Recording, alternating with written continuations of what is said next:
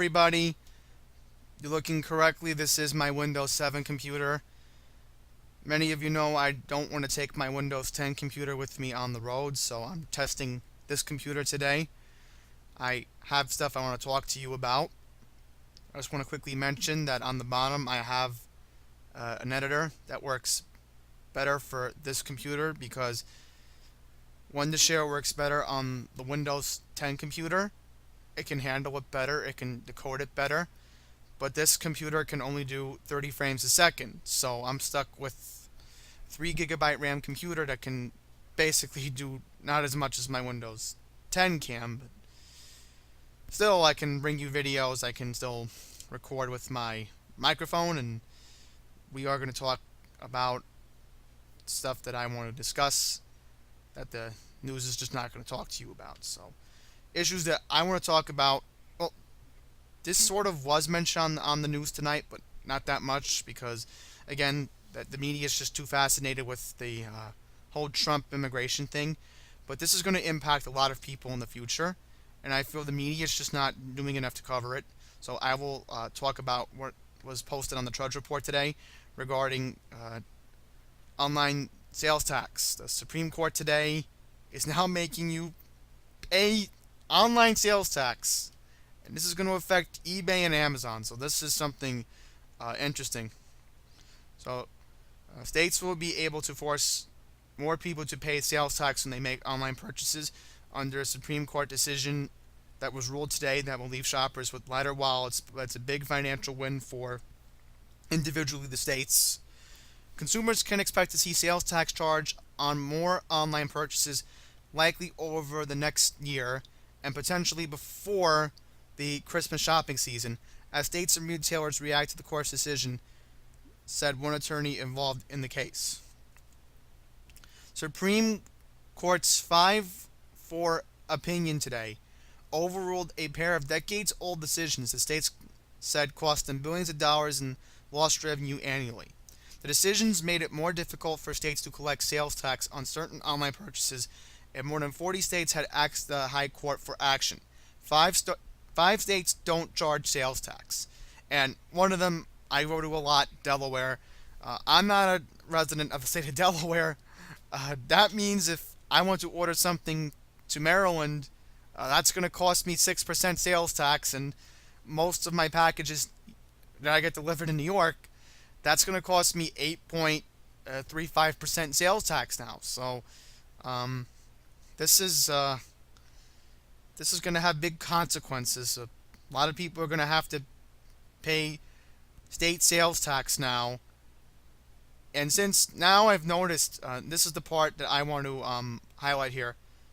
Many states, since they usually do collect sales tax on online purchases already, now rivals will be charging sales tax where they hadn't before. So this is big.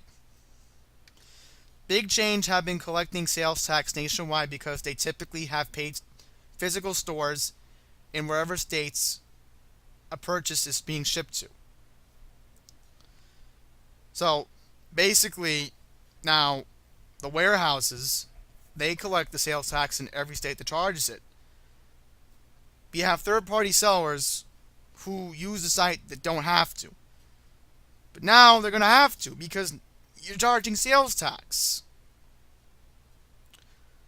And I get the whole online thing, and I'm just going to quickly mention, and I've seen a lot of my fellow YouTubers talk about it recently. Aces Adventures earlier tonight just did a live stream giving one last Toys R Us update. I know Doo-Hop. He's a indie wrestler. He does a vlog channel. He went with his son, I think it was yesterday or the day before. I don't remember, but they did go over to Toys R Us and their location just to, shop around. And of course, online's basically killing off Toys R Us, and they're closing all the stores on Thursday. Next Thursday, the 28th. I am going to try to Google an article, just very quickly. I don't want to go into it that much, but there was an online article. I will pull it up about all the Toys R Us is closing, because I remember seeing one of Ace's Adventures live streams recently, where he did talk to one of the employees that said that they are going to close the stores on Thursday, June 28th. So here's an article from Press and Sun Bulletin. So this is an article that was just posted today because I hear something. I did hear something. So now they changed the date. I thought it was June 28th. Now they changed the date. So if you want to get that last purchase at Toys R Us, I suggest doing it before Wednesday because from what I've also been hearing, I talked to a coworker at Long Island Jewish today, and she told me that her store in Massapequa, they're still well stocked. The one on Sunrise Highway, just to quickly mention that. But this article from USA Today now says that the stores are going to be closing on Wednesday now. All right, so just a few days remain before all the Toys R Us locations close. The official date will be June 27th. So again, that will be on June 27th, this upcoming Wednesday. So all of them are closing. So I'll highlight it again because this is just sad. Toys R Us is officially closing on June 27th. What? There we go. This was, of course, announced back in late March, and I took a tour of the Toys R Us in Douglaston when it was still very well stocked. And now, if anybody goes over there, it's going to probably be depressing because a lot of the shelves are just empty, and Toys R Us is just closing. So the changing landscape of retail is continuing. It's very sad, and especially how Sears, they're still closing a lot more stores. They just announced a few more stores are closing, and not to mention Kmart and Babylon's closing. So you see a lot of the changing retail landscape, especially how the Kmart in Delmarva, the main Kmart in Salisbury, that's gone too. So Toys R Us is gone, and I want to move on to some positive news. The New York Islanders have a new head coach. This is big news. They hired the guy who helped the Washington Capitals win the Stanley Cup this past season. So New York Islanders announced today that Barry Trotz has been named head coach of the team. So this is very big news. The 55-year-old enters his first season as Islanders head coach after spending the last 4 seasons with the Capitals. He led the Capitals to 2 consecutive President Cup trophies and, of course, won the Stanley Cup this past season. I'll just quickly mention, very randomly, that Matt Barzal was named Rookie of the Year, so a big congratulations to him, of course. I don't really want to pull up an in-depth article, but as you can tell here, they have a very big deal about Matt Barzal and the rookie phenom who impressed a lot of people last season, including me. And this is interesting. Alright, so Barry Trotz is from Winnipeg, Manitoba. And this is very big news because I heard today that there was a report from the Score in Canada that John Tavares has talked to Lou Lamoriello recently about the Islanders hiring Barry Trotz as the coach.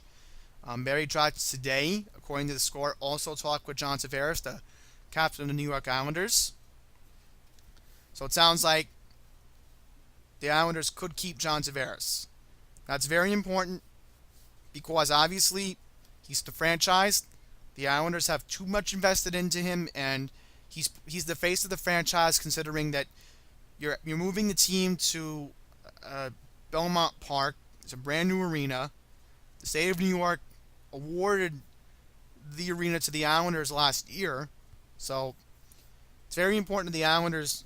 Absolutely, I think this is Lamoriello's biggest job, next to hiring Barry Trotz. So this hopefully means John Tavares will stay a member of the New York Islanders. So last but not least, we're going to talk about the 20 games that would be played at Nassau Coliseum. So here you go, right here. Here are all the games in December. You can tell here. I'll quickly let you all take a look at this. I have one game in mind that I do want to go to, and that is, of course, this date right here. I'll randomly highlight it here. Uh, January 20th versus the Anaheim Ducks. It's a random date because it's a holiday weekend. It's a Martin Luther King Jr. weekend. So I'm expecting the venue to be packed because a lot of people, federal holiday on Monday, January 21st, will be Martin Luther King Jr. Day. So a lot of people will be going to the Nassau Coliseum the day before, probably. It definitely works out for me because then, you have the holiday, of course. Now, I could go on a Saturday. There are a lot of Saturday games available, so I have to figure out which one would work out. I could do this game. That would be something I would definitely consider. I'm only saying that because Mary Poppins, the Disney movie, I'll just randomly mention it, doesn't come out for another week, so that's another game I would consider going to. This is just a typo. I'll fix that right now. The save button on the document. I mean, nothing bad happens to it, but yes, this is the schedule right here. I figured if anybody wants to ask me any questions about it, you can comment below. If you want me to send you the file, I will email it to you. If you are interested and you want to look up on StubHub or Ticketmaster, and you want to order your ticket, or SeatGeek, highly recommend that you order your tickets as soon as possible because they just went on sale today. The schedule was announced earlier today. There will be home games at Barclays Center, but of course I want to go to the Nassau Coliseum because it is a place that I prefer going to. I don't really want to take the Atlantic line, just because the Atlantic line usually never gets its job done. So I'm hoping I can go to the Nassau Coliseum. That's what I'm hoping I can do, and I can see a game over there next season with a few of my friends. So that ends this new segment. Thank you for watching, and I'm sorry if again you're not used to seeing my Windows 10 screen. Under the circumstances, as I said, I can't really bring my Windows 10 computer with me on vacation, and I'm testing this computer to make sure it works, and I think so far the job's getting done. So, that's it. Thank you for watching. Until next time, take care.